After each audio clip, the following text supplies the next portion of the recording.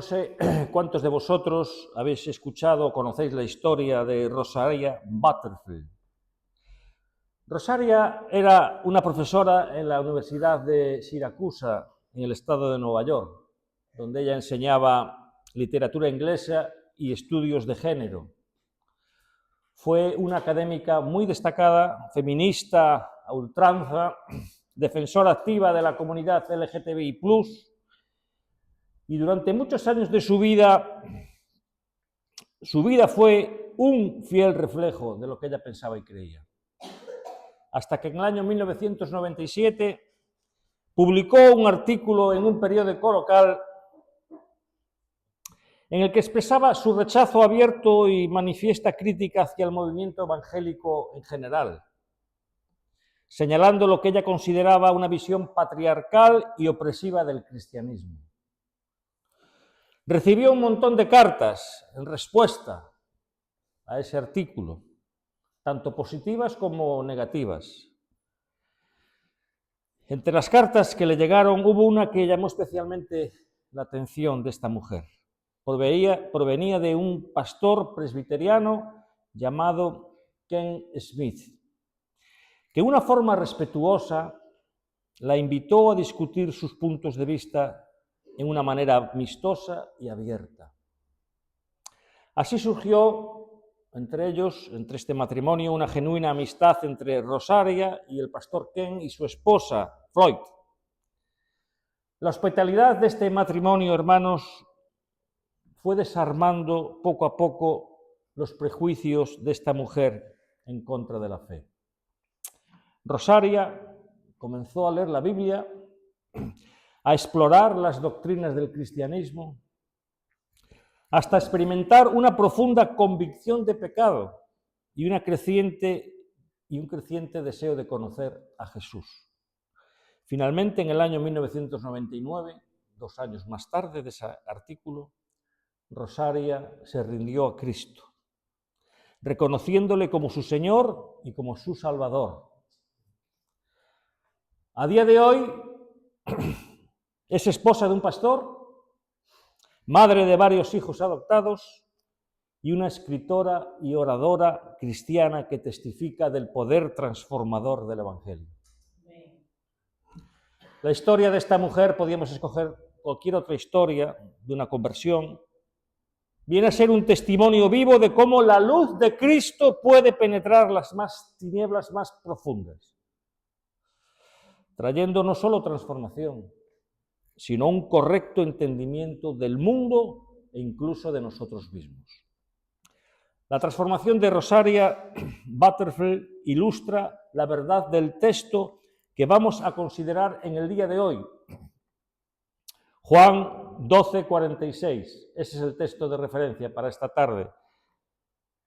No creo que lo pueda abarcar todo en la tarde de hoy porque me parece tan importante y tan profundo a la vez que no quiero sobrecargar vuestras mentes, más allá de los límites permitidos, ¿verdad? Así que casi lo voy a hacer en 2 veces. Este texto forma parte de la serie a esa pregunta: ¿a qué vino Jesús?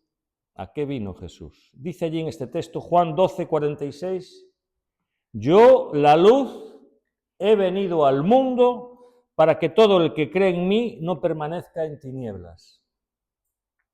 Pregunta, ¿a qué vino Jesús? Vino a despejar las tinieblas de este mundo. Aquí hay básicamente 3 enseñanzas que nosotros podemos extraer de nuestro texto.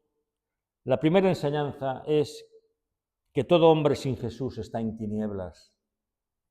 Todo hombre sin Jesús está en tinieblas. Yo creo que utilicé en cierta ocasión una ilustración de estos niños que se perdieron en una cueva de Tailandia, al norte de Tailandia, un grupo de escolares que formaban parte de un equipo, niños entre 11 y 16 años acompañados de un tutor de 25. Después de terminar los entrenamientos, se fueron a explorar unas cuevas que había cerca del campo de fútbol donde ellos jugaban, pero les sorprendió de repente las lluvias monzónicas y las cuevas se empezaron a llenar de agua de tal forma que quedaron aislados dentro de esa cueva. Aunque llevaban linternas, Estuvieron allí 18 días. Los últimos 7 días no tenían ningún modo ni manera de poder alumbrarse. Es decir, estaban en las tinieblas más profundas que pueda haber. Ponían la mano delante de la cara y no la veían. Una oscuridad total. Imagínate dentro de una cueva a 4 kilómetros de la entrada. No llega ninguna luz, no tienes ningún medio de luz. Tú imagínatelo. Oscuridad total, absoluta. Y te vas a dar una idea, hermano y hermana, de lo que Jesús está diciendo aquí respecto a lo que es la condición espiritual del mundo. El mundo está en tinieblas. Espiritualmente hablando, hermanos, el mundo se encuentra en una total y absoluta oscuridad espiritual. No como una habitación con las puertas y ventanas cerradas donde entra un poquito de luz por una persiana, ¿verdad? No, no, no, no. Una oscuridad total y absoluta. Dice, yo, la luz, he venido al mundo para que todo el que cree en mí no permanezca en tinieblas. Solamente, hermanos y hermanas, los que creen en Cristo son los que no permanecen en oscuridad. El resto está en tinieblas. Jesús dice acerca de los creyentes, vosotros sois ahora la luz del mundo, en la medida en que reflejamos la luz de Cristo. Y esa es exactamente la misma enseñanza que encontramos de Jesús en el mismo Evangelio de Juan, capítulo 8, versículo 12. Y este texto es mucho más conocido que el texto que estamos exponiendo en esta tarde. Dice en Juan 8:12, yo soy la luz del mundo, el que me sigue no andará en tinieblas, sino que tendrá la luz de la vida. Aparte de aquellos que siguen a Jesús en este mundo, el resto anda en tinieblas, está en tinieblas, vive en tinieblas. Esa es la condición natural de todo hombre, desde que nuestros primeros padres, Adán y Eva, se rebelaron contra Dios en el huerto del Edén. A partir de ahí, el mundo está en tinieblas. Nosotros, hermanos, somos criaturas dependientes del Señor. Necesitamos la luz de la palabra de Dios. Sí, mi amigo, tú y yo necesitamos que Dios nos explique cómo son realmente las cosas. Tú y yo necesitamos escuchar la voz de Dios y obedecer esa voz de Dios. Y eso es precisamente lo que Satanás atacó desde el principio en el huerto del Edén. Primero puso en dudas la palabra de Dios y luego la contradijo en forma abierta. Génesis capítulo 3, versículo 1 dice ahí, voy a leerlo porque es que esto es interesantísimo. Satanás desde el principio ha atacado la palabra de Dios, no ha perdido ni un minuto y lo sigue atacando a día de hoy. Dice, pero la serpiente era astuta más que todos los animales del campo que Jehová Dios había hecho, la cual dijo a la mujer, con que Dios os ha dicho, no comáis de todo árbol del huerto. Dios no le había dicho eso, Dios había dicho, podéis comer de todos los árboles del huerto menos de ese, menos de uno. Menos de uno. Y esa forma de hablar, con que Dios os ha dicho, poniendo en duda la palabra de Dios y la autoridad de Dios. Y Satanás sigue utilizando las mismas armas, las mismas herramientas que utilizó en el huerto del Edén, siempre atacando la verdad de la palabra de Dios, hermanos. Siempre atacándola, con que Dios os ha dicho, no comáis de ningún árbol del huerto. Eso era mentira. Dice en el versículo 4 de Génesis 3, entonces la serpiente le dijo a la mujer, no moriréis. Dios les había dicho que el día que comieren de ese árbol, ciertamente moriréis. Y Satanás dice, no, no moriréis, contradiciendo la palabra de Dios. Sino que sabe Dios, ahora está inculcando curiosidad al hombre, a la mujer. ¿Qué es esto? Sino que sabe Dios que el día que comáis de él serán abiertos vuestros ojos y seréis como Dios, sabiendo el bien y el mal. Este, hermanos, fue un momento crítico en la historia de la humanidad, el momento en que Eva pensó que ella era capaz por sí misma de decidir lo que tenía o no tenía que hacer. Ella ahí dijo, ¿quién tiene la razón, Satanás o Dios? Dice que en Génesis 3:6, cuando la mujer vio, ahí ya es ella, fíjense, ahí ya no se está dejando llevar ni de la voz de Dios ni de la voz de Satanás, ahora es ella, de forma autónoma, está examinando el árbol y dice, cuando la mujer vio que el árbol era bueno para comer y que era agradable también a los ojos y que el árbol era deseable para alcanzar sabiduría, tomó de su fruto y comió y también le dio, bueno, me voy a callar la palabra, le dio de comer a su marido que estaba con ella y él comió. El marido, un pánfilo, lo tengo que decir, de verdad, pero hombre, Adán, sé un poco, oye, que tienes 24 costillas, si Dios te ha hecho una mujer de una costilla, te quedan otras 23, pero obedece a Dios, no obedezcas a tu mujer. Es que Adán estaba enamorado de su mujer, estaba locamente enamorado, por amor pecó Adán, fijaros, por amor a su mujer, y así nos va. En fin, por amor a su mujer. Y él comió, a pesar de lo que Dios les había dicho claramente. La mujer llegó a la conclusión de que el árbol prohibido era bueno. Esa fue la conclusión de ella. No, este es codiciable, es hermoso, es bueno, ¿por qué no? Venga, allá voy. Así que ella decidió comer del fruto, hermanos, y darle a su marido. Y el marido, pues mira, ya estamos metidos en danza, yo también voy a comer. Así fueron como las tinieblas, hermanos, penetraron en este mundo. Ahí fue. Desde ese entonces el hombre cree que puede por sí mismo, sin la ayuda de Dios y con una mente que ya está dañada ahora por el pecado, se cree que puede distinguir lo bueno de lo malo, distinguir la verdad del error, distinguir lo deseable de lo desagradable. Pero ¿sabes una cosa? Lo cierto es que no podemos. No podemos sin la ayuda de Dios. En nuestro razonamiento autónomo, hermanos, no tenemos suficiente luz para distinguir esas cosas. No la tenemos, aunque tú creas que la tienes, aunque yo crea que la tengo, no la tenemos. ¿Qué dice Pablo en Efesios 4:18? Un libro que hemos estudiado hace poco. Dice que el hombre sin Dios anda en que la vanidad de su mente, teniendo el entendimiento entenebrecido. Entenebrecido es tinieblas, en tinieblas. Puede ser que sea brillante en muchas cosas, como esta Rosaria Butterfield, que era una académica brillante, ¿verdad?, en su trabajo. Puede que sea brillante en muchas otras cosas, en muchas otras áreas, pero en lo que respecta a la realidad espiritual, no. Hermanos, ¿cuánta fama y renombre tenía la ciudad de Atenas en la época de Pablo, allá en la antigüedad? Fama por sus estadistas, filósofos, escultores, arquitectos, oradores.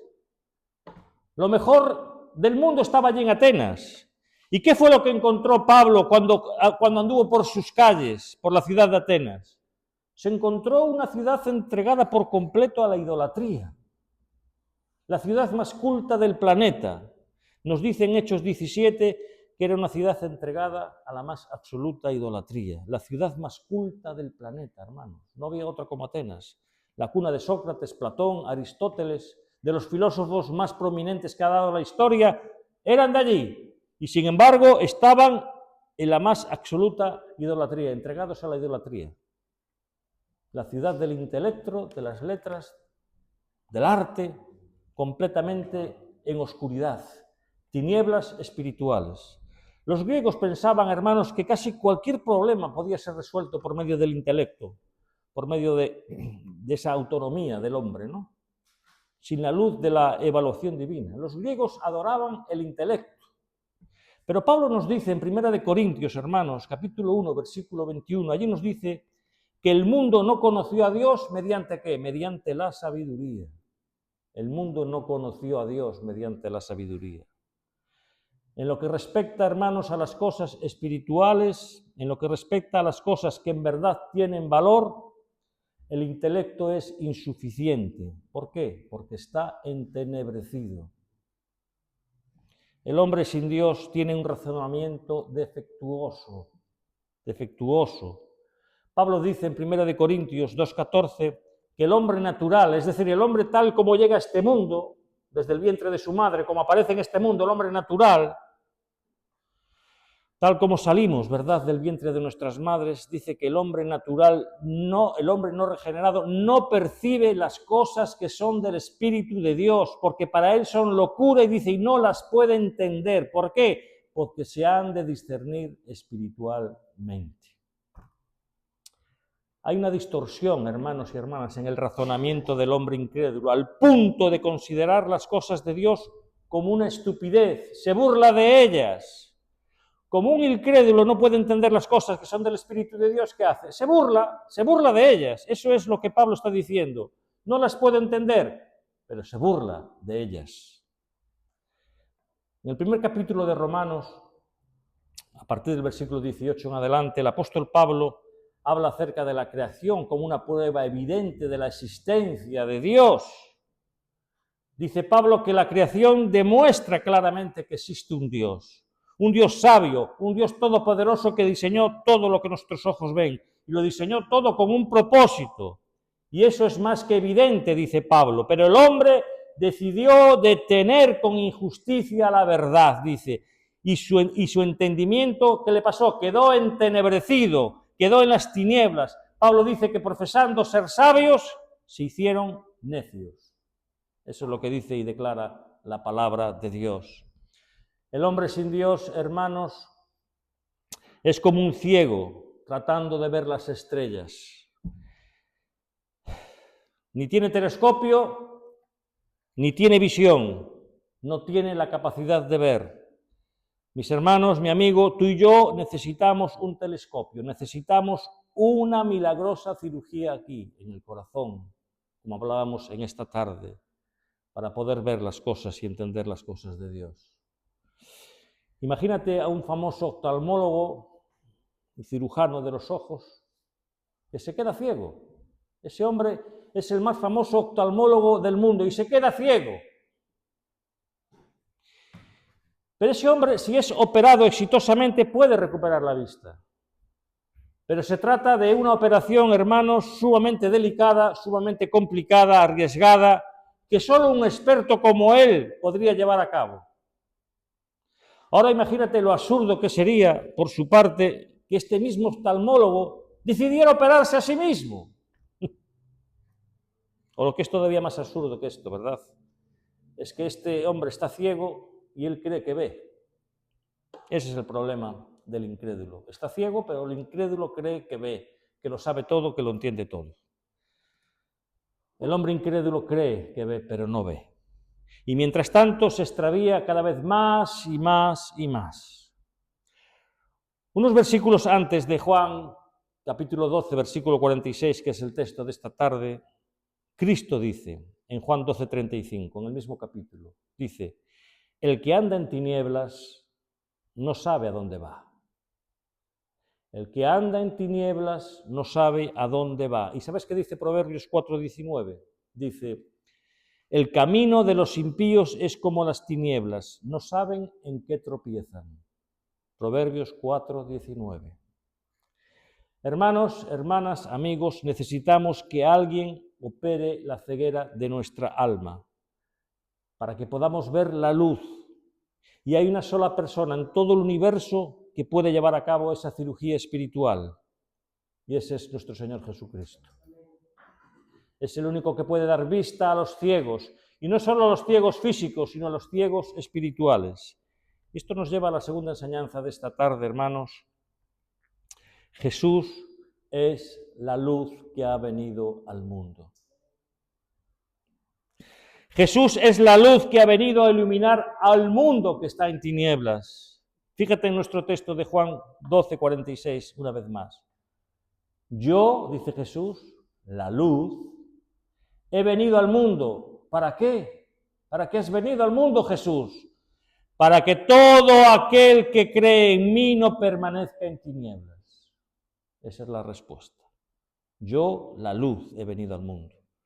No es una luz entre muchas otras luces, ni siquiera es alguien que vino a traer la luz. No, Él es la luz. Él es la luz.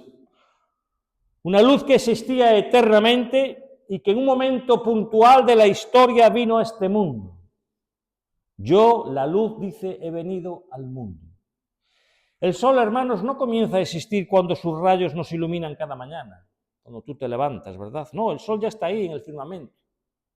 Pero nosotros comenzamos a percibirlo cuando su luz nos ilumina. Bueno, pues de la misma manera Cristo no comenzó a ser luz cuando se encarnó en el vientre de María. Él es Dios, Dios eterno, y la Biblia dice en 1 de Juan, capítulo 1, versículo 5, que Dios es luz. Dios es luz. Él ha sido y siempre será luz. Escucha una vez más lo que el Señor dice en Juan 8:12, hablando acerca de sí mismo. Dice, yo soy la luz del mundo. Y ahora déjame que te ponga estas palabras de Jesús en el contexto donde fueron dichas. Cada año los judíos celebran la fiesta de los tabernáculos, o la llamada fiesta del Sukkot, en la que ellos recuerdan ese tiempo en que Israel vagó por el desierto, camino hacia la tierra prometida. Y muy probablemente en el capítulo 8 de Juan, esta fiesta había terminado el día anterior.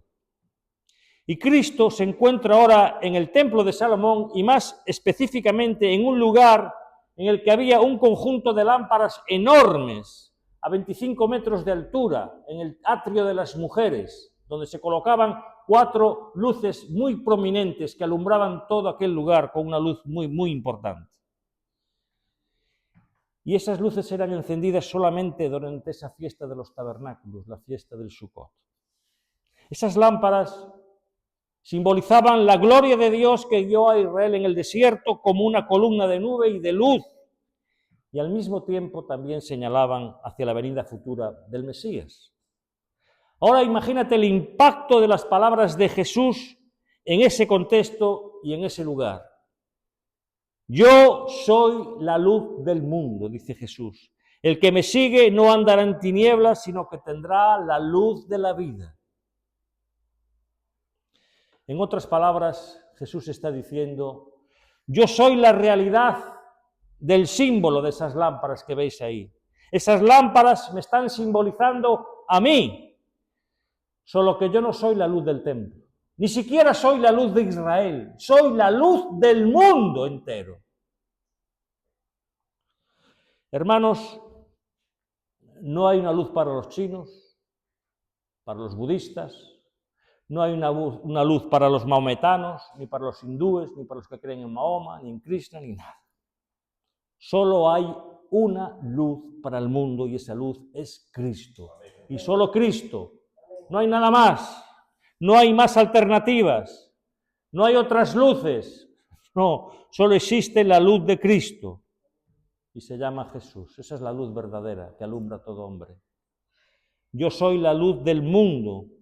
Y Jesús, al decir yo soy, está usando la misma fórmula que usa Dios en el Antiguo Testamento cuando se le aparece a Moisés en la zarza ardiente y Moisés le pregunta, y cuando vaya al pueblo y el pueblo me pregunte quién me envía, ¿qué le diré? Le dirás, el yo soy te envía. Y Jesús se apropia de ese título divino y dice, yo soy, y lo dice 7 veces en el Evangelio de Juan, yo soy la luz del mundo, yo soy el camino, yo soy la puerta, yo soy la vid. Esto lo hemos visto hace poco, ¿verdad? Yo soy. Él se identifica con ese yo soy del Antiguo Testamento. 7 veces en el Evangelio de Juan aparece. 7 veces. Pero algunas personas escuchan esto y dicen, bah, mira, todos los caminos que hay llevan a Roma, todo sirve, todo vale, con tal de que tú lo hagas sinceramente, no importa qué religión escojas. El caso es que seas sincero. No, mi amigo, no. Tú puedes estar sinceramente equivocado y te vas a ir al infierno. Sinceramente equivocado. La sinceridad nunca ha salvado a nadie. Uno puede estar sinceramente extraviado, perdido, y como quiera está extraviado. El que está extraviado aunque esté sinceramente extraviado. Jesús es la única luz que tiene este mundo, la única. No hay otra luz verdadera. Jesús es el único camino. Y dice en Juan 14:16, yo soy el camino, la verdad y la vida, y nadie va al Padre si no es por mí. No sirven otros caminos. Jesús no dijo, yo soy un camino más, yo soy una luz más, yo soy una verdad más. No, yo soy la única verdad, yo soy el único camino que lleva al Padre. Nadie va al Padre si no es por mí. Dicen proverbios, hay muchos caminos que al hombre le parecen rectos, pero su fin es camino de muerte. Jesús es exclusivo y está tirando por tierra a todos los demás que se levantan como caminos para la humanidad, como respuestas para la humanidad. Jesús es la única respuesta posible. Yo soy el camino, la verdad y la vida. No hay atajos, no hay múltiples opciones. Solo Jesús tiene la autoridad, solo Jesús tiene el poder para reconciliarnos con Dios. ¿Y sabes por qué solo Él tiene ese poder y esa autoridad? Porque solo Él es el Dios hecho hombre, quien murió y resucitó por nuestros pecados. Solamente Él hizo eso. Ni Krishna, ni Buda, ni Mahoma. Nadie pudo hacer eso. Sus tumbas, allí están sus cuerpos. La tumba de Cristo está vacía porque Él murió y resucitó para nuestra justificación. Y es por eso que Pablo en Colosenses, hermanos, compara, ¿verdad?, la conversión, diciendo en Colosenses 1:13, porque Él nos libró, dice Pablo, escucha bien, del dominio o de la autoridad de las tinieblas. ¿Y qué hizo? Y nos trasladó al reino de su amado Hijo.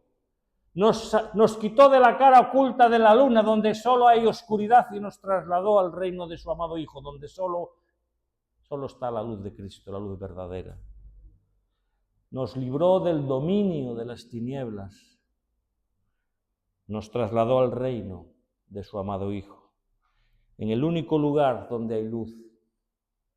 Si no tienes la luz de Jesús, te tengo que decir que estás en tinieblas. Por más religioso que tú seas, por más moralista que seas, por más inteligente que te creas, estás en tinieblas.